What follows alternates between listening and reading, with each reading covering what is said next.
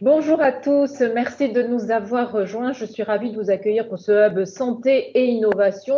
Il est celui de la rentrée, puisque c'est le premier que nous organisons pour la Provence. La Provence qui nous accueille dans ce studio TV, et c'est vrai que c'est pour nous un format extrêmement intéressant. Voilà, on peut rendre les choses très agréables en attendant de se retrouver bien évidemment en présentiel, et on a hâte de pouvoir à nouveau vous accueillir. Le thème d'aujourd'hui pour notre présentation est très intéressant, de parler d'innovation au travers de la e-santé. Est-ce qu'elle peut révolutionner le secteur de la santé? Je crois qu'on peut dire que des choses sont déjà en route, mais on a beaucoup de choses à dire sur ce sujet. Nous accueillons ce matin pour ce Hub Santé Innovation Jean-Baptiste Franceschini. Bonjour, merci d'être là. Vous êtes Bonjour. cofondateur du groupe et directeur marketing de Softway Medical. On en dira un peu plus pour celles et ceux qui ne connaîtraient pas ce groupe. Il y a également à nos côtés avec nous, donc, puisque vous les voyez se partager l'écran, Shirley Brottier, bonjour, merci d'être là. Bonjour, merci de nous avoir invités. C'est avec plaisir qu'on rejoint cette première sur l'innovation en santé, c'est super. Et nous, on est ravis de vous accueillir aussi, directeur technique Softway Medical. Nous allons commencer avec vous, Jean-Baptiste Franceschini.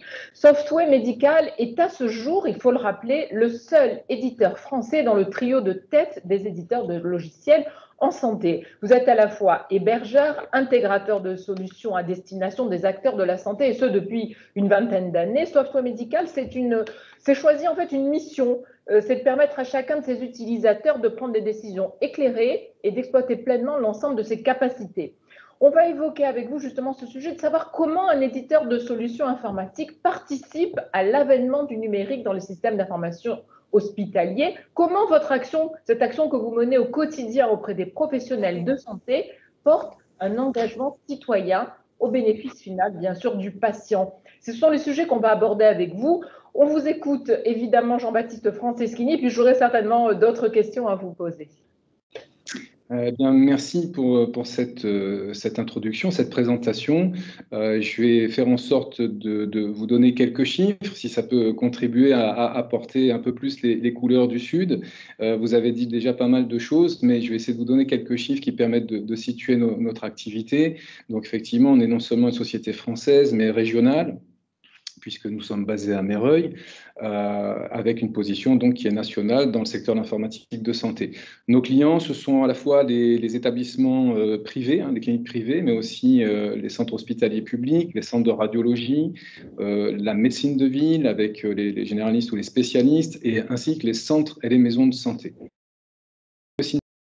Pour Softway Medical ces dernières années, puisqu'on fait une croissance qui est supérieure à 15% chaque année. Nous sommes le premier éditeur de logiciels dans la région PACA. Et puis, sur les 3 dernières années, nous avons recruté 300 personnes. Ça continue dans cette dynamique, puisque nous étions 500 début janvier et nous sommes, à l'heure où nous parlons, 580. Et nous avons une centaine de nouveaux postes ouverts pour porter un nouveau projet qui s'appelle le CHU Project, sur lequel je pense nous allons revenir.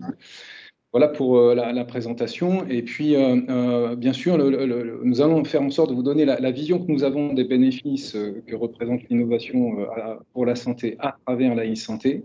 Le champ d'application est très vaste, donc pardonnez-nous si on est un peu influencé par notre prisme qui est notre domaine, à savoir l'environnement logiciel, mais on va essayer d'avoir une vue un peu plus large. Alors pour commencer, on peut planter le décor, de se dire qu'est-ce qu'on peut mettre dans le champ de la e-santé.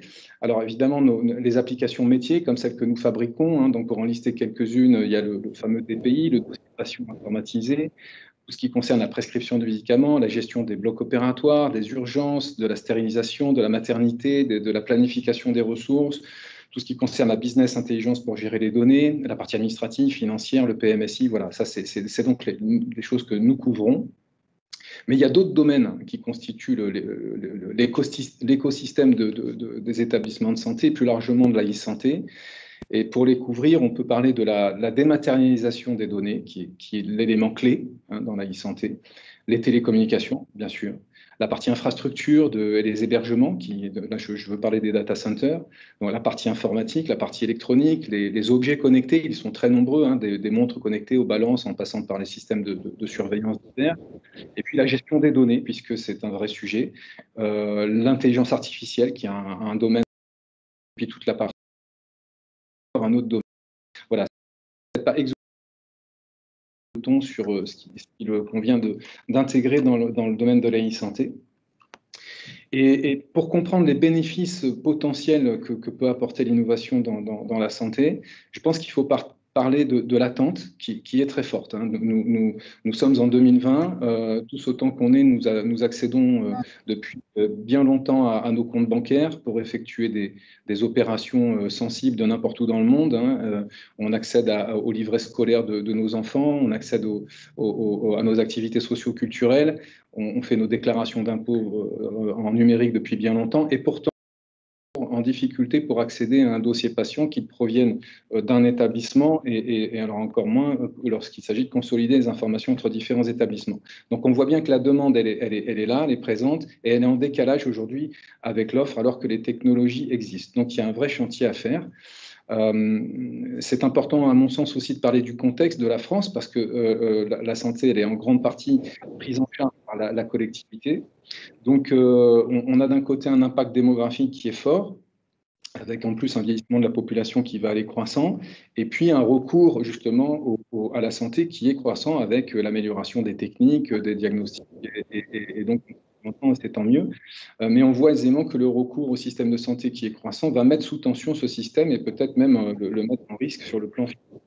À côté de ça, les médecins généralistes, enfin les médecins tout court, leur nombre est stable ou en faible augmentation. Et donc, on a nécessité d'optimiser ce système. Et c'est là que la e-santé peut beaucoup. On est sur un domaine, la santé, où les processus et les organisations sont quand même complexes. Les compétences qui interviennent sont multiples. Il y a une quantité de protocoles à suivre qui est gigantesque, des masses de données à collecter, à partager qui sont très importantes. Et la distance et la temporalité sont aussi deux sujets qui jouent un rôle important. Or, les technologies qui font la e-santé ont une extraordinaire efficience justement sur ces différents paramètres qu'on vient de citer, à savoir la distance, la temporalité, la masse de données et puis tout ce qui est processus organisation. Voilà, donc la promesse de la e-santé est quand même belle. Il y a un grand rôle à jouer, notamment pour coordonner les compétences entre les acteurs du parcours de soins ainsi que leurs actions. Les soins qui sont suivis à l'hôpital aujourd'hui peuvent être connus et pris en compte par les médecins spécialistes et généralistes qui sont en ville pour assurer une continuité, ce qu'on appelle le continuum. On s'affranchit ainsi des distances et puis l'information circule plus vite pour tous ceux qui sont habilités, bien sûr, à consulter l'information. On a un autre bénéfice qui est très fort, qui permet, en tout cas nous, c'est vraiment une volonté, c'est d'apporter la bonne information et puis la bonne fonctionnalité, parce qu'on fabrique des logiciels, à la bonne personne au bon moment pour qu'effectivement elle puisse prendre, vous le disiez, des décisions éclairées. On voit que ces technologies-là du numérique représentent un très gros potentiel, et puis Shirley pourra tout à l'heure ses propos avec des exemples. Mais on sait que l'accès aux soins, on parle souvent, souvent question de déserts médicaux, de zones défavorisées où il est difficile d'accéder à la bonne compétence avec la bonne temporalité, et sans rupture de prise en charge, c'est quelque chose qu'on voit de plus en plus et qui est compliqué dans certaines zones.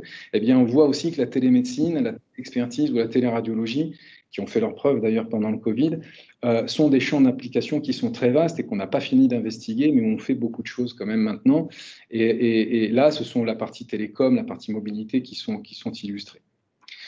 Un mot aussi pour dire que la place du patient, elle est centrale, bien sûr, et les nouvelles technologies, elles ont cet intérêt de lui donner enfin une place qu'il peut prendre dans son parcours de soins, en interagissant avec les soignants pour donner des informations sur son état de santé, que ce soit avant une intervention ou après une intervention. Il peut aussi transmettre des données médicales ou administratives, et il peut aussi partager ses résultats avec d'autres soignants ou d'autres spécialistes qui sont en ville dans son parcours de soins. Donc on voit aussi que apporter ce service-là aux patients, c'est important aussi pour le rassurer.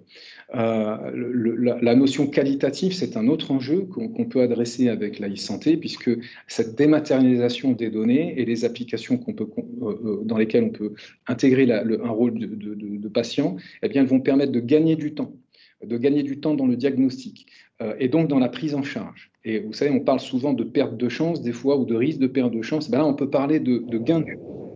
ça, c'est important de pouvoir se dire qu'on permet, grâce à la technologie, de gagner des chances pour aller plus vite et pour avoir la bonne information de la part du bon praticien. Tout ce qui est dématérialisation, pour donner des exemples, ce sont des résultats aussi de biologie, de radiologie, de dossiers patients qui peuvent être partagés. Où qu'on se trouve, comme si on était sur place dans l'établissement de santé où l'information a été produite. Donc ça, c'est important. Et puis, on va de plus en plus vers des solutions qui permettent d'améliorer la décision médicale ou de l'accélérer en ayant des seconds avis, donc des avis d'experts, des secondes lectures d'imagerie, par exemple, où on peut confier à un tiers spécialiste d'un domaine pour avoir son avis comme s'il était sur place, quasiment en temps réel. Et ça aussi, ça permet de prendre des décisions qui sont plus rapides et mieux éclairées. Et donc, sans oublier le recours, bien sûr, au diagnostic avancé et dans le dépistage, qui sont aussi des vrais sujets. Ça fait partie des domaines où l'intelligence artificielle, qui est un très beau domaine, va permettre d'aider les professionnels de santé à gagner du temps, à faire plus vite et à faire mieux. C'est un champ quasiment infini d'action. Shirley pourra vous donner d'ailleurs un ou deux exemples dans ce domaine-là. Et enfin, si on parle d'intelligence artificielle, on doit parler de données, de traitement de la donnée, parce qu'on peut stocker et analyser des volumes considérables de data sur des pathologies, sur leur traitement, sur les retours qu'on en a. Et donc ça permet de mieux gérer et parfois même de mieux prédire les crises sanitaires. Donc c'est un peu dans les temps qui courent un sujet. Voilà ce qu'on peut dire des bénéfices qui n'ont d'égal d'ailleurs que la somme des attentes du personnel de santé, des personnels soignants, administratifs, des patients eux-mêmes, et puis bien sûr de la collectivité. En tout cas, c'est ce à quoi on s'attache à contribuer chez Software Médical. Et on voit tout le champ des possibles. Je voudrais, pour terminer, M. Franceschini, qu'on parle de la charte e-santé du ministère de la Santé, justement, que vous avez signée. Est-ce que vous pouvez nous expliquer de ce dont il s'agit rapidement ? Alors oui, c'est quelque chose de très important parce que vous voyez en introduction le retard dont je parlais que peut avoir la France par rapport au champ des possibles, pas forcément la question de se comparer forcément à des pays voisins ou plus lointains, mais tout simplement par rapport à ce qu'il est possible de faire.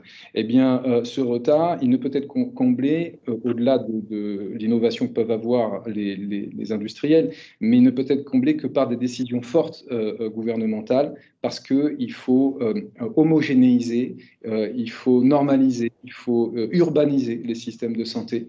Et donc là, il y a des décisions de cohésion, de collaboration et d'engagement qu'il faut prendre au plus haut niveau, au niveau politique. Et donc, le ton a été donné avec la doctrine numérique, avec aussi le virage numérique, avec Ma Santé 2022. Voilà, autant de domaines sur lesquels Software Médical est très engagé parce qu'on ne peut pas à la fois se plaindre du fait que ça n'aille pas assez vite et puis quand il y a une véritable initiative politique, de ne pas la suivre. Donc voilà pourquoi nous sommes très engagés dans cette aventure. Très bien. Merci beaucoup, M. Franceschini. Bien sûr, vous restez avec nous parce que nous échangerons dans quelques instants ensemble. Je voudrais vous donner maintenant la parole, M. Brottier. Charles Brottier, vous êtes directeur technique Software Médical, parce qu'il faut, comme l'a bien expliqué M. Franceschini, illustrer ce qu'il vient de nous dire. Et peut-être que le meilleur exemple, c'est de parler du CHU Project, qui a été mis en place pour les grands groupes hospitaliers français. Je voudrais que nous vous expliquiez ce dont il s'agit, comment cela fonctionne, et c'est une façon de répondre de manière inédite, bien sûr, aux attentes des centres hospitaliers. Oui, avec plaisir. Donc, effectivement, comme l'a dit Jean-Baptiste, on est face à une situation où le monde de la santé est en pleine transformation, on veut accélérer dans le virage du numérique pour adresser les patients, mais au-delà des patients, on peut même parler du citoyen. En Europe en particulier, on est dans un système de santé où la santé, on s'en préoccupe, on va dire, à partir du moment où on est malade. Il y a d'autres régions dans le monde où, en fait, on est passé dans un mode vraiment préventif, c'est-à-dire qu'on fait tout ce qu'il faut pour que le citoyen, on va dire ça comme ça, reste en bonne santé et évite de tomber malade. Donc, on est plutôt dans un mode préventif, où on essaie d'anticiper un certain nombre de choses. Donc, en fait, le CHU Project, il est parti du constat de dire qu'il faut qu'on fabrique progressivement des outils qui vont bien sûr continuer d'aider à soigner les patients le mieux possible, fournir aux professionnels de santé les outils qui vont leur permettre d'être le plus efficaces, d'aller au-delà de ce que l'on peut faire aujourd'hui avec de l'informatique, je dirais, traditionnelle. Mais on veut vraiment positionner le patient, le citoyen, comme un acteur il y a différentes choses qui nous sont remontées quand on est allé rencontrer les grands professeurs et les professionnels de santé en établissement. Le premier constat qu'ils font, en général, c'est qu'ils disent que l'informatique, effectivement, les aide d'une manière, voilà, en général, mais que quelque part, et c'est un peu surprenant, l'informatique éloigne le professionnel de santé du patient. Alors qu'en fait, on se rend compte que de la proximité humaine entre un médecin et un patient, pardon, c'est quelque chose de fondamental. Donc, dans ce qui nous anime, dans ce qui nous motive au quotidien, il faut qu'on arrive à fabriquer des outils aussi performants qu'ils soient, mais qui permettent de garder de la proximité humaine entre le professionnel de santé et le patient. Et donc, par exemple, c'est des outils qui permettent aux patients, aux professionnels de santé d'expliquer aux patients la pathologie qu'il a, comment est-ce que va se passer une opération, le rassurer énormément. En fait, cette proximité humaine avec de la pédagogie compréhensible par tout un chacun, ce qui va se passer pour un patient si jamais il est à l'hôpital dans sa chambre de l'établissement, le lendemain s'il est opéré, etc. Le fait que le professionnel de santé puisse venir avec une tablette, un smartphone, lui montrer une radiographie, lui montrer comment est-ce qu'on peut interpréter ces résultats biologiques, qu'est-ce que ça signifie en toute proximité, c'est des choses très, très importantes. Et cette dimension humaine dans ce monde numérique est quelque chose qui est pris en compte dans ce SHU Project. Ce SHU Project, nous, on le découpe en 3 grandes parties. Une première partie très orientée soins, donc c'est tout un tas de développement, de fonctionnalités qui vont, d'une part, par la mobilité, effectivement, rapprocher le professionnel de santé du patient, l'amener dans une démarche de parcours progressivement, où en fonction de sa pathologie, eh bien, on va pouvoir suivre le patient, anticiper certaines choses, le prévenir un jour avant qu'il a des renseignements à compléter dans son dossier, faire qu'il soit le plus fluide possible. Et puis après l'hospitalisation, bien entendu, si jamais son environnement personnel le permet, lui permettre de retourner le plus vite possible chez lui, parce que ça aussi, on constate que renvoyer les gens, quand son cadre et son environnement le permet, renvoyer les personnes chez elles, participe à un meilleur rétablissement que de les laisser très longtemps dans un environnement de type hospitalier. Donc, il y a une grande dimension sur les soins, sur les parcours, sur la fluidité de ce parcours, et le bien-être du patient, une démarche de toucher le patient où qu'il soit, chez lui, dans l'établissement, en mobilité, n'importe où, d'amener le soin jusqu'au patient où qu'il soit. C'est le premier axe. Le deuxième axe, c'est le U du CHU Project, puisqu'il est pour universitaire, c'est la dimension recherche. Donc Jean-Baptiste en a beaucoup parlé. Il y a toute une dimension où, avec la masse d'informations qu'on commence à avoir, on agrège beaucoup de données et on améliore progressivement par l'entraînement d'algorithmes, par des études, par des essais cliniques, par du screening de patients, par de la définition de corps.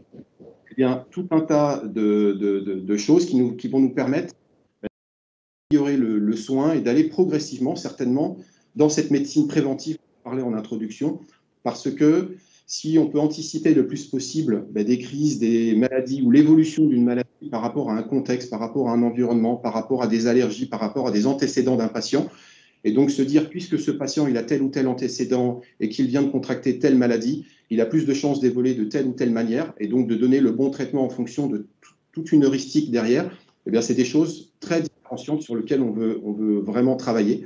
Donc ça, évidemment, j'y reviendrai sur la méthodologie, mais on ne prétend pas faire ça tout seul. Bien sûr que ce CHU Project, c'est un travail collégial de co-construction avec des professeurs, des chercheurs, des startups orientées sur l'intelligence artificielle, un ensemble de sociétés qui vont nous permettre d'être efficaces. Donc ce deuxième axe, c'est vraiment l'axe recherche. Le premier était l'axe, on va dire, soins.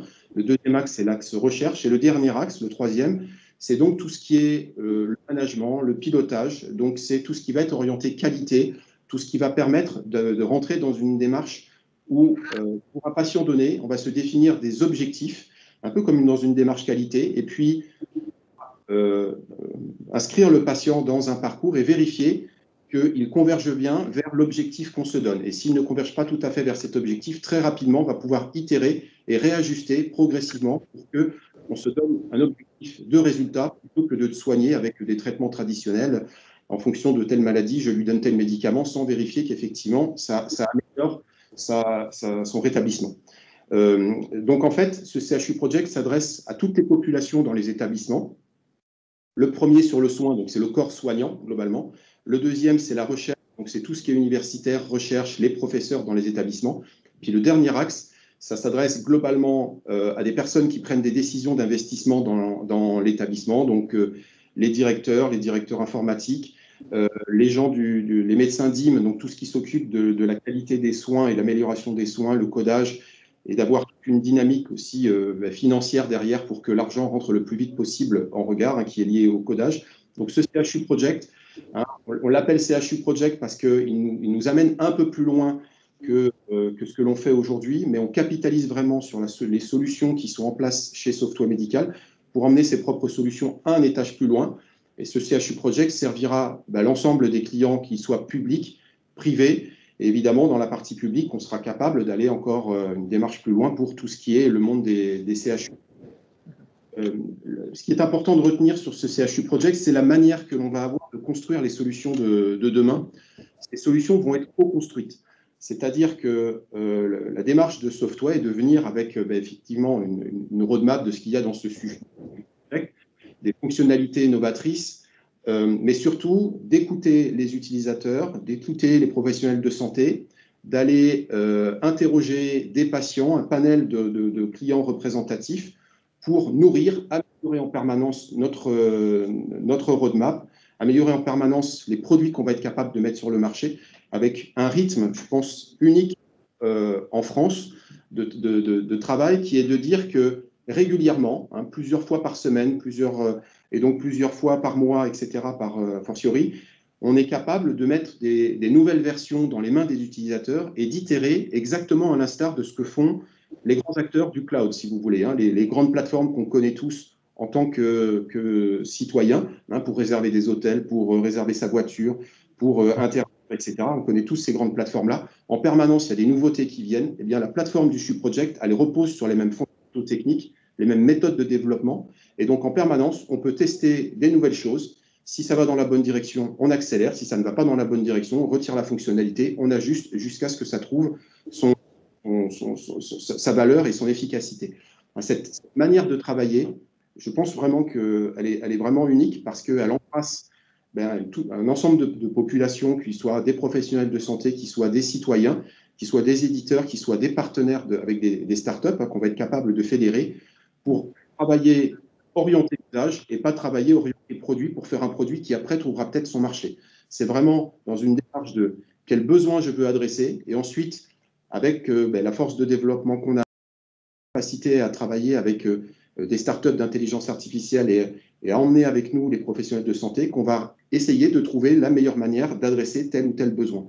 Donc le CHU Project, c'est d'une part la roadmap découpée en 3 axes dont je parlais tout à l'heure, donc le soin, la recherche et le management, et une méthode de co-construction de ces solutions avec nos prospects, avec nos clients, et dans une démarche où on démontre régulièrement des choses qui avancent. Et on n'est pas dans une approche où on va vendre une promesse qui arrivera peut-être dans 3 ou 4 ans ou 5 ans. C'est vraiment une démarche où dès qu'on travaille ensemble, les semaines qui suivent, on a déjà des premiers résultats qu'on a co-construits ensemble avec une démarche qu'on appelle UX Design, très orientée sur l'usage, quel besoin je veux adresser. Pour un besoin identifié, je vais avoir plusieurs solutions et on va itérer sur les différentes solutions jusqu'à trouver la meilleure. Et après, traduire dans une interface graphique moderne, unifiée, capable d'interfacer avec tout un écosystème autour. Très bien. Donc, en fait, c'est vraiment un travail d'anticipation dans lequel vous êtes en permanence, qui se nourrit en permanence de tous ceux qui sont justement sur ces plateformes. Et on voit à quel point vous êtes axé sur le travail collaboratif, où chacun a sa place. Il n'y a pas seulement des professeurs qui font les recherches qui ont une place. Vous laissez la place à tous jusqu'aux patients. Tout à fait. C'est vraiment donc, dans une approche, on appelle ça donc des sprint design, où on regroupe un panel d'utilisateurs qui va être représentatif du besoin qu'on va vouloir adresser, donc qui va effectivement mixer des professionnels de santé, des professeurs, des patients, des citoyens, des personnes qui vont un petit peu comme quelqu'un qui a un œil externe et qui va poser la question du pourquoi en permanence. Et effectivement, souvent, quand on est un peu néophyte sur un domaine, la personne qui vient avec son œil externe et qui dit « mais pourquoi ?» En fait, c'est très utile ce genre de choses parce qu'elle aide à simplifier les usages, elle aide à fabriquer la bonne interface la plus épurée possible pour que les professionnels de santé, à l'issue, ils soient dans quelque chose de très fluide et où ils ne cherchent pas pendant des heures et des heures dans des écrans comment faire telle ou telle fonctionnalité, que tout ça soit naturel. Donc, c'est vraiment en ça que notre démarche, elle est, je pense, unique et que ce CHU Project se veut un peu révolutionnaire dans son approche parce que d'une part, on va être capable d'aller très vite, d'embrasser un large panel d'utilisateurs et de sachants, en mettant aussi en regard cet écosystème de start-up d'IA, parce que l'IA a quelque chose de fondamental dans ce que l'on veut construire. On ne va pas faire de l'IA pour faire de l'IA, donc de l'intelligence artificielle pour faire de l'intelligence artificielle. On va l'inclure de manière subtile dans les outils du quotidien pour qu'elle agisse sans même que l'utilisateur s'en rende compte. Un peu comme dans votre voiture, il y a tout un tas de systèmes d'assistance, de sécurité, etc. On n'a pas besoin de savoir comment est-ce que ça fonctionne et on ne va pas particulièrement activer telle ou telle fonction. Ça se met en route naturellement quand on en a besoin au bon moment. Et bien voilà, on peut utiliser ce genre d'outil-là de manière subtile quand ça peut aider le professionnel de santé, mais nullement pour prendre sa place. La décision à la fin, c'est toujours le médecin, le professeur, l'infirmière qui va prendre la décision. Évidemment. Merci pour cet exposé, monsieur Brottier. Les choses sont claires. En fait, on voit bien ce que vous nous expliquez. Vous avez un terme d'ailleurs que j'avais trouvé. Vous disiez que l'IA, c'est une plateforme d'intelligence artificielle interopérable avec nos solutions métiers. Et c'est comme ça que les choses fonctionnent. Je trouve que le terme d'interopérable explique bien, image bien ce que vous nous expliquez. Alors, on va bien sûr pouvoir échanger ensemble. La question est de savoir, l'IA, vous en avez beaucoup parlé, de l'intelligence artificielle. On a l'impression que ça a une place extrêmement importante dans un des domaines assez spécifiques de la médecine et qui est vraiment dans la prévention, c'est la radiologie. C'est plus qu'une évolution en radiologie. On a l'impression d'assister presque à une révolution dans ce domaine-là. Alors, on est face à des métiers, oui, qui sont en train d'évoluer. Le radiologue, je pense qu'il ne disparaîtra jamais, mais qu'il est sous tension. Ce radiologue, Jean-Baptiste parlait de chiffres tout à l'heure, il pourra certainement abonder derrière ça, mais c'est une profession qui est particulièrement sous tension. Ils sont obligés d'étendre leur plage horaire pour répondre à la demande, parce qu'en fait, ils sont submergés par rapport à la demande. Il n'y a pas suffisamment par rapport à la demande, notamment dans le public, et il n'est pas rare que des radiologues du privé viennent donner main forte dans le monde du public là-dedans, et qu'effectivement, les outils qui vont leur permettre de prioriser certaines choses ou de les aider à identifier de manière plus rapide et plus efficace certaines pathologies sont extrêmement au point maintenant, riches. On peut prendre quelques exemples peut-être dans le monde du public, des services d'urgence, où le week-end, on sait très bien que le week-end, il n'y a pas forcément de radiologue de garde physiquement dans les établissements de santé, et que pourtant, il y a des patients qui viennent avec tout un tas d'accidents, de traumatismes, etc., qu'on connaît tous malheureusement. Et normalement, le lundi matin, le radiologue a pour obligation de regarder une par une les centaines de radios qui ont eu lieu pendant le week-end pour être sûr qu'on n'est pas passé de quelque chose de très grave. Et des outils comme des outils d'intelligence artificielle qui détectent automatiquement des microfractures, des fissures osseuses ou ce genre de choses-là peuvent l'aider dans son tri et sur le fait de se concentrer le lundi matin en quelques minutes sur les radiologies où il y a du doute, ou justement plutôt dire, voilà, sur celle où il n'y a pas de doute, il y a plutôt très au point, et donc de ne laisser le radiologue travailler que sur celle où il y a possiblement quelque chose à aller voir. Bien sûr. Jean-Baptiste Franceschini, là, on voit bien à quel point on affine la possibilité de faire le meilleur des diagnostics, et on voit, on a parlé de cette pénurie, entre guillemets, de radiologues, de médecins. C'est aussi ça que vous allez offrir au monde de la médecine, c'est que vous allez aussi anticiper, vous rendre compte de ce qui peut manquer aussi comme en personne, en humain, parmi les médecins, les professeurs, les personnels de santé en général. Est-ce qu'il y a aussi cette anticipation auprès des CHU? Il faut que vous remettiez votre micro. Voilà. Oui, effectivement, notre mission, c'est d'ouvrir ce champ des possibles, parce que, comme on le disait, maintenant, les techniques, les solutions, elles existent, il faut les amener et les rendre accessibles aux utilisateurs. Comme Shirley le disait, l'exemple de la radiologie est un bon exemple, parce que le nombre de radiologues, il est ce qu'il est, il n'est pas en forte croissance du tout, d'ailleurs, il est plutôt stable. Par contre, le recours à l'imagerie, il est exponentiel. Pourquoi? Parce que les outils, les machines qui font les radios, qu'on appelle les modalités, elles sont les IRM, les scanners, les TEP scans sont en constante évolution. Donc, on va de plus en plus loin. Et comme on est de plus en plus fort sur ces techniques et sur la qualité du diagnostic, eh bien, on y a, et c'est normal, de plus en plus recours. Ça veut dire donc un volume d'examen plus important à réaliser avec le même nombre de radiologues. Et donc, on voit bien qu'il n'est pas question d'aller prendre le travail des radiologues, mais au contraire, de les aider et d'automatiser, de simplifier tout ce qui peut l'être. Et effectivement, l'exemple de Shirley en est un, mais il y en a d'autres, par exemple, dans le domaine de la mammographie, où il y a des volumes aussi d'images qui sont importants, avec une haute technicité. Et il y a des solutions d'intelligence artificielle aujourd'hui qui permettent d'aller plus vite et puis de préparer le travail, on va dire, pour les radiologues, en leur disant, attention, moi, ici, je vois quelque chose. Là, en revanche, je n'ai rien vu, mais c'est toi qui, bien sûr, va valider qu'il n'y a rien. Mais là, pour moi, il y a quelque chose à coup sûr, et je te mets une marque rouge, par exemple, et là, je te dis, peut-être il y a quelque chose, avec un pourcentage d'ailleurs de probabilité. Et donc, ça va aider le radiologue à prioriser certains clichés pour prendre une position et du coup, pour accélérer la prise en charge du patient. Donc, effectivement, notre rôle, que ce soit pour les CHU ou pour les grands ensembles hospitaliers ou pour les autres d'ailleurs, c'est d'apporter à leur clic de souris ce genre d'outils qui vont vraiment leur permettre de gagner en efficacité au bénéfice du patient. On est vraiment là dans le sujet.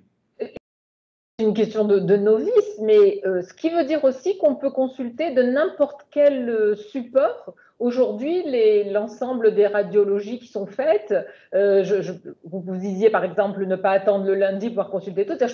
Un médecin peut consulter, un radiologue consulter tout simplement sur son smartphone.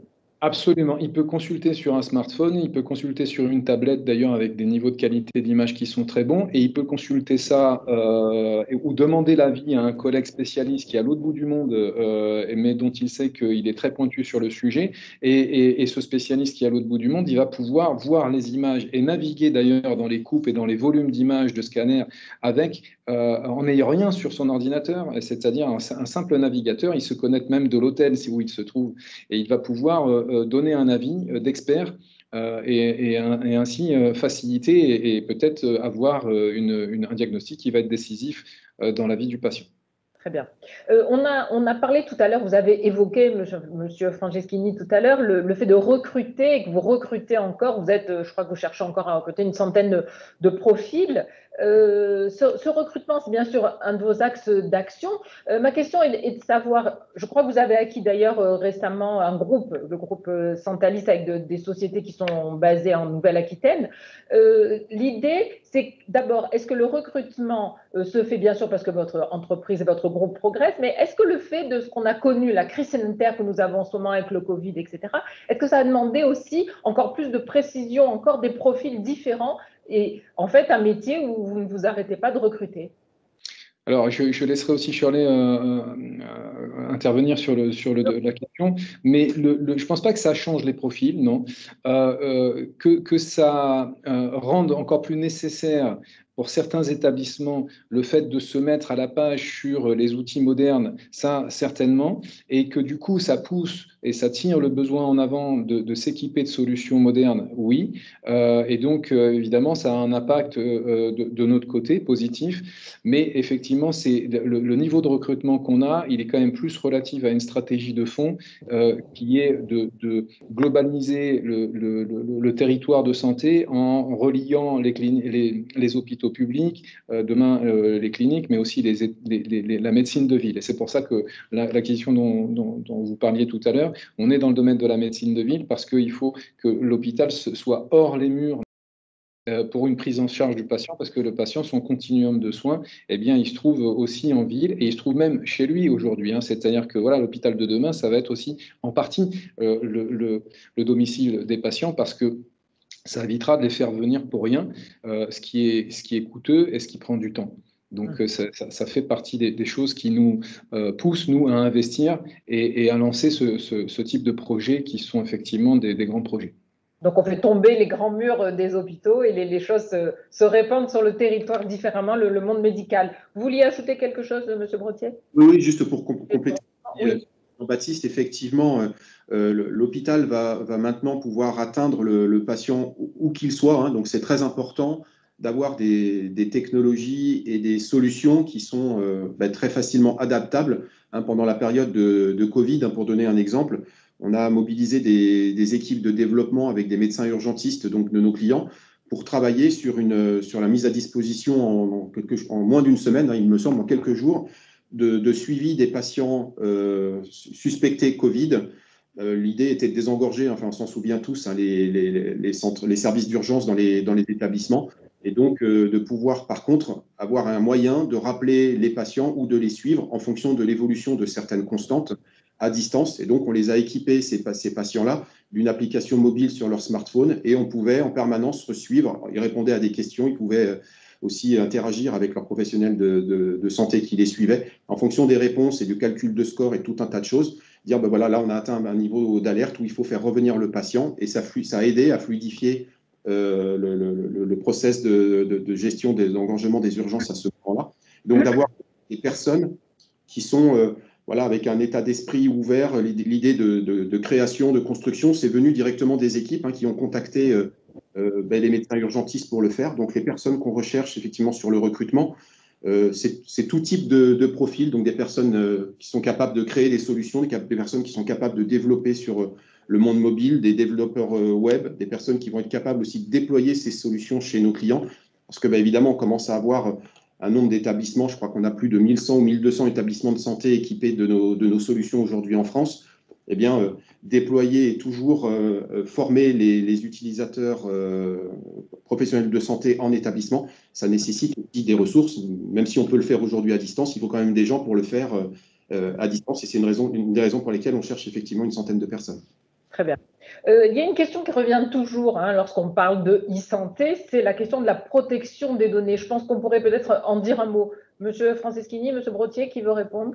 Je peux commencer si tu veux, Jean-Baptiste. Oui. Donc, effectivement, alors les choses ont évolué. Software médical et hébergeur de données de santé depuis 2011. Donc, historiquement, c'était un agrément qui est devenu une certification. Donc, pour faire simple, c'est tout un process qualité de gestion de risque qui démontre que les sujets de sécurisation des données sont vraiment dans nos gènes depuis presque 10 ans maintenant. Et donc, c'est quelque chose avec lequel on est habitué à travailler. Depuis, il y a eu le RGPD qui est venu rajouter évidemment un certain nombre de réglementations et préciser un certain nombre de choses derrière. Donc, c'est quelque chose qui effectivement fait partie intégrante de nos réflexions. C'est pareil, on a des certifications ISO 27001 qui concourent encore à démontrer que l'aspect sécurité est quelque chose de fondamental. Mais au-delà de ça, on est face à des données qui sont parmi les plus sensibles du monde. Je pense au-delà des données bancaires, etc., puisque ce sont des données personnelles, pour le coup, ou à caractère personnel, comme on doit le dire. Et donc, la difficulté sur ces sujets-là est qu'on a aussi besoin de ces données pour améliorer le soin. Donc, en fait, il faut balancer entre la protection à tout prix de ces données, mais aussi les mettre à disposition d'études, de recherche, d'essais cliniques pour améliorer la santé. Donc, tout ce qui sera anonymisation, on parle aussi de pseudonymisation, parce que, imaginons que je mette à disposition des données complètement anonymisées, donc c'est-à-dire que je ne peux pas je ne peux pas relier cette donnée à une personne, mais qu'en fait, en faisant des recherches, je découvre une nouvelle maladie, je vais avoir besoin quand même de remonter au patient, parce que là, je vais avoir trouvé quelque chose de très grave sur lui. Si je ne peux pas remonter à ce patient-là, je peux passer à côté de quelque chose. Donc, c'est la raison pour laquelle on peut aussi parler parfois de pseudonymisation, qui permet donc, par des intermédiaires, etc., de remonter à une personne sous certaines conditions. Donc, il faut balancer entre la protection à tout prix, l'évolution, l'entraînement de moteurs d'IA, et puis le fait que, il ne faut pas que ces données tombent dans des mains, on va dire, un peu particulières qui serviraient à faire du marketing, à faire tout un tas de choses pas forcément bienveillantes par rapport au monde de la santé. Donc, nous, notre rôle là-dedans, comme on est quand même un éditeur maintenant reconnu sur ce sujet-là, c'est vraiment d'arriver à, d'une part, fabriquer des solutions les plus sécurisées possibles. Donc là, il faut absolument être humble. On voit tous dans la presse tous les jours des cyberattaques, tout un tas de choses. Donc, maintenant, on s'améliore. C'est vraiment ça notre démarche sur la sécurité. Mais donc, d'avoir une démarche qui équilibre entre de la sécurité et du partage de données à des fins d'entraînement d'algorithmes ou de mise à disposition de ces données pour faire des essais cliniques, des recherches dans des cohortes pour identifier dans tel ou tel cas, peut-être que ce patient-là peut répondre à une demande de screening pour un essai clinique et donc l'inscrire dans un essai clinique et après pouvoir suivre ce patient face à des nouveaux médicaments et tout un tas de choses qu'on pourrait avoir, dont on pourrait avoir besoin. Donc, c'est un subtil équilibre entre protection à tout prix, partage et ouverture. Donc, c'est comme ça qu'on essaie de concevoir nos plateformes. J'ai bien compris. Monsieur Franciscini, vous voulez ajouter quelque chose sur ce sujet?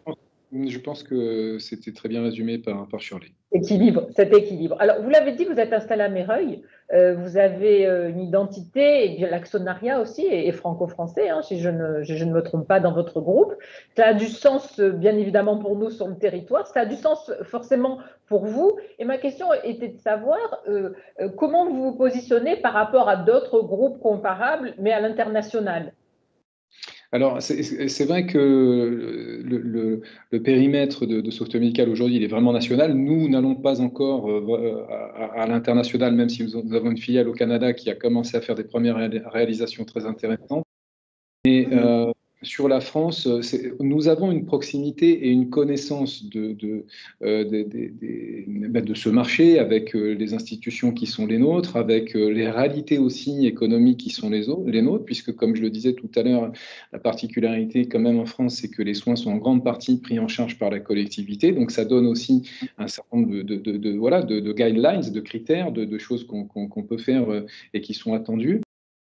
Doit faire, et avec un ordre de priorité qui est complètement différent que ce qu'un grand groupe anglo-saxon pourrait faire dans sa prise de décision. Nous, notre prise de décision, elle se fait très rapidement avec un cycle court. Et ce qui, on va dire, préside à ces décisions, c'est la réalité aujourd'hui franco-française. Et donc, on a un cycle très court et une réactivité qui est très forte. Et ça, je pense qu'effectivement, ça fait une différence importante. Et puis, il y a aussi une notion de souveraineté sur un domaine qui est la santé et les informations relatives à la santé, comme en parlait Shirley, et de savoir que tout ça est plutôt sous l'égide d'un acteur français qui fait ses développements en France et avec des capitaux français, c'est aussi de rassurant et dont on a besoin en France justement pour ne pas se laisser prendre par des acteurs anglo-saxons qui ont aussi des surfaces financières qui sont importantes et qui pourraient venir combler le vide si nous leur laissions. Donc c'est important d'être au rendez-vous. C'est aussi un combat, celui-ci. Mais aller chercher, je pensais aussi à des pépites, à des petites startups qui peuvent avoir des idées brillantes pour nourrir votre groupe. Là, bien évidemment, le champ est beaucoup plus large. Vous pouvez très bien avoir une startup qui vous intéresse. Je sais qu'ici, on a de belles pépinières sur le territoire français et ici, sur notre territoire Provence-Alpes-Côte d'Azur. Mais vous pouvez aussi certainement aller chercher à l'international quelque chose qui répondrait aux attentes de celles et ceux qui sont sur votre groupe. Bien sûr, de ce point de vue-là, nous sommes ouverts. Il y a déjà des choses d'ailleurs qui sont en cours. On travaille avec une dizaine de startups et donc on est très ouvert à travailler avec des gens aussi qui soient à l'étranger parce que ça peut prendre place dans l'écosystème qu'on met à disposition à nos clients, bien sûr. Vous avez quelque chose à ajouter, M. Brottier, sur ce sujet? Non, c'est pour corroborer ce que dit Jean-Baptiste, un gros différenciateur qui fait une partie du succès, en tout cas actuellement, des solutions qu'on propose chez Sauveteur Médical, c'est vraiment cette notion d'ouverture de la plateforme, donc cette capacité à relativement rapidement intégrer des solutions externes qui soient des solutions d'intelligence artificielle, parce qu'il y a beaucoup de startups qui travaillent dedans, mais je dirais d'une manière générale, plus qui vont permettre d'automatiser, de fluidifier tout ce qui est parcours de soins. Donc avec cette plateforme extrêmement ouverte, avec des prix en fait quelque part sur lesquels on peut venir se brancher et les algorithmes ou les outils d'automatisation des tiers peuvent facilement venir se brancher, facilite cette intégration et est tout à fait compatible avec une démarche de travailler avec des sociétés étrangères, qu'elles soient israéliennes ou autres, qui travaillent beaucoup aussi dans ce domaine de l'intelligence artificielle. Alors, l'idée avec une gamme de solutions, c'est aussi d'avoir un temps d'avance. Alors, vous expliquiez tout à l'heure, Monsieur Brottier, qu'en fait, à chaque fois, les problèmes sont posés, on essaie d'y répondre, de trouver des solutions, de faire avancer. Mais quel est le grand chantier, en fait, en e-santé pour les années à venir? Est-ce que vous êtes déjà fixé des choses dans lesquelles on a à peine commencé à répondre, mais qui seront certainement les chantiers de demain? Alors, vous pouvez répondre l'un après l'autre, évidemment. Oui, alors effectivement, vraiment la dimension, on est, je dirais d'un point de vue, je dirais populationnel, on est dans une génération où chacun veut que les choses qui font sens, si vous voulez, c'est fondamental. Donc c'est vraiment ce virage-là qui s'opère, c'est que le patient il devient vraiment acteur, il ne veut plus subir sa santé. Et c'est vraiment d'aller dans cette démarche d'anticipation et d'aller vers de la médecine préventive, l'axe de tout ce qui sera sur l'innovation et la e-santé. Donc pour nous, ça consiste progressivement à sortir d'un modèle où l'établissement soigne une fois qu'on est malade, à un modèle où on anticipe pour éviter de tomber malade.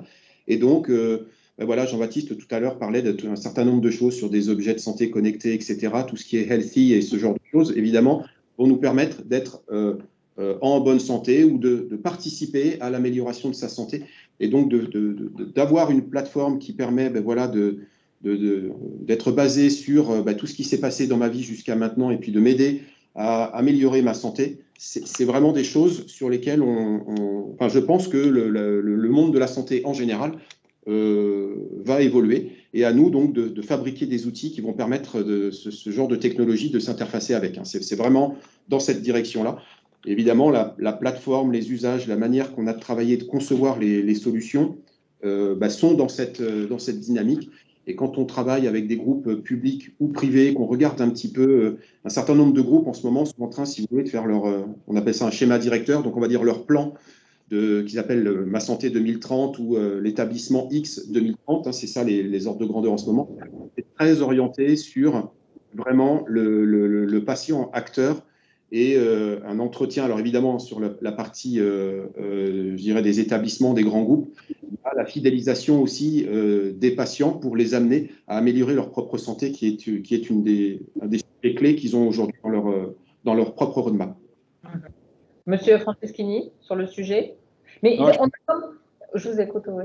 Allez-y. Oui, c'est très bien décrit par Shirley, parce que c'est vrai que c'est un vrai changement de paradigme que de s'occuper justement d'être proactif par rapport à la santé. Et voilà, dans les domaines, après, dans les outils qui vont aider beaucoup, ça, entre autres choses, les solutions d'intelligence artificielle. Donc ça fait partie des sujets qui nous tiennent à cœur aussi, bien sûr.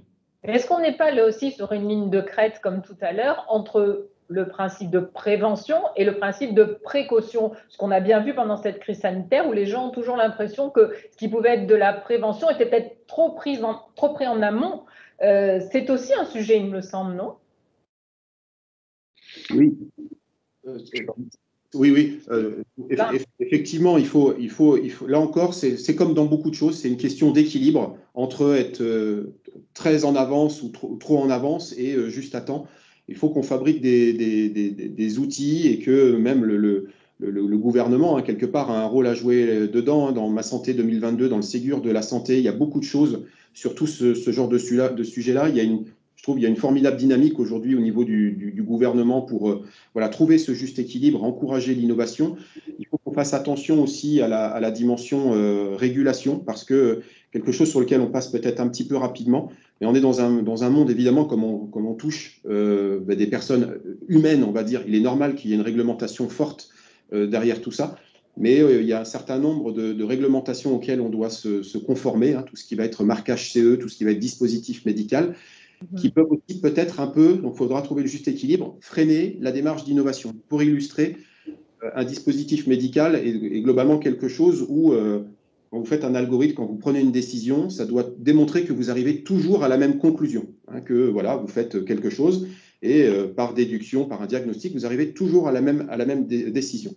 L'intelligence artificielle, par définition, c'est l'anti-ça, puisque l'intelligence artificielle est en théorie en perpétuel changement, en perpétuel apprentissage, comme un être humain, quelque part, et en permanence, il évolue, etc. Et donc, il faut qu'on fasse attention à vouloir en mettre trop de réglementation dans ce monde de la santé. Il en faut, attention, mais à en mettre trop, ça pourrait freiner justement toutes ces démarches un petit peu innovantes où, quelque part, la médecine, c'est quelque chose où ça évolue en permanence. On apprend beaucoup des expériences que l'on met en place et autres. Donc, bien sûr qu'il ne faut pas considérer le patient comme des galops d'essai ou un milieu expérimental. Il faut trouver le juste milieu entre des choses très innovantes, des choses très réglementées qui n'évoluent pas, et cette évolution technologique qui va nous permettre justement d'équilibrer un petit peu plus entre le préventif et puis le palliatif. Absolument, c'est un vrai sujet. Monsieur Franceschini, vous vouliez ajouter quelque chose sur ce sujet? Juste effectivement, la charte du numérique et puis les instances gouvernementales ont toute leur place à jouer dans justement ce savant dosage. Et les initiatives qui sont prises là sont très bonnes et vont dans ce sens. Juste pour terminer, j'avais une dernière question. On a vécu une crise sanitaire exceptionnelle, on continue à la vivre avec le Covid-19. Est-ce que cette donnée qui fait naître quand même un monde différent, fait naître aussi un monde différent dans la recherche qui vous concerne pour la e-santé? Ouais, vous l'avez vu, hein, les chiffres ont parlé d'eux-mêmes sur tout ce qui est téléconsultation d'une manière générale. C'était un balbutiement. D'ailleurs, tout comme le télétravail, tout comme des nouvelles pratiques à distance, tout comme l'entretien qu'on est en train d'avoir en ce moment, je pense, de manière un peu immuable maintenant, transformé le paysage du numérique et démontré définitivement que l'innovation pouvait être au service des usages et qu'on sortait juste de technologie pour faire de la technologie un peu fun où tout le monde ne comprenait pas forcément à quoi ça allait servir.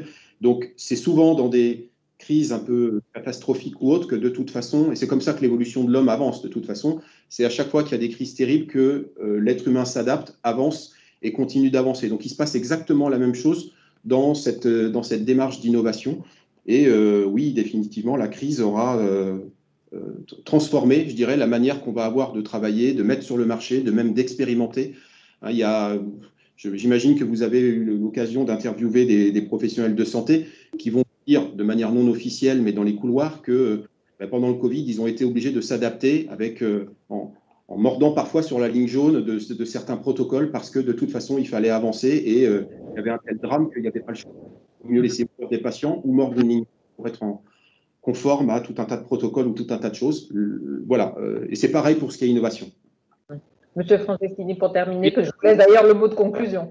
Oui, bah écoutez, non, c'est vrai que à la question, est-ce que ça nous a permis d'accélérer et avec nos clients aussi d'accélérer, on peut citer un de nos clients à Bagnols-sur-Cèze en la personne de Pierre Kowaleski qui nous a dit que grâce au système, pendant cette crise qu'on a pu lui mettre et adapter pour que justement les mettre à disposition d'eux-mêmes, des services d'urgence et des patients, il nous a dit que par rapport à leur schéma directeur, ce qu'ils avaient imaginé, ça leur avait fait gagner 3 ans en fait. Ça les avait bousculés pour mettre des choses en place plus rapidement que ce qu'ils n'avaient prévu.